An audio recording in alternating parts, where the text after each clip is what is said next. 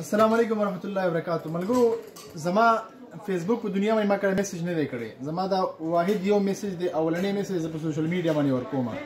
دا واحد صرف او صرف د شاه سوار بې لپاره.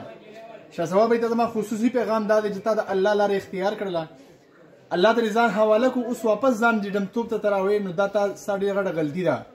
ته د خپل دین، د خپل اعمالو، د خپل دین چې کوم تا کارونه کړي، نیکیانې تا کړي دي، د هغې صله تر بندګانو نه غواړي، او کوم سړی چې بنده ته ځان حواله کړي هغه الله شرموي.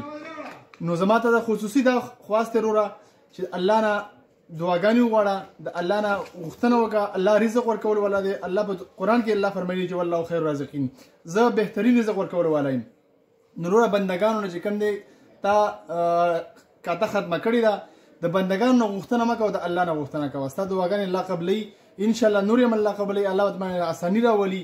او وروره زما خصوصي پیغام ته دا دی چې واپس سینګینګ ته مه راځه، ځان له ورکوټې دغه شروع کاروبار شروع کا، چولې خرڅوه، داسې نور ورکوټې پروګرام کوم دی هغه چې کوم داسې نور ورکوټې کارونه شته دی. زموږ په معاشره کې ډېر واړه کارونه داسې چې هغه ته انسان په ښه نظر ګوري، د عزت کار دی، د ذلت کار نه دی.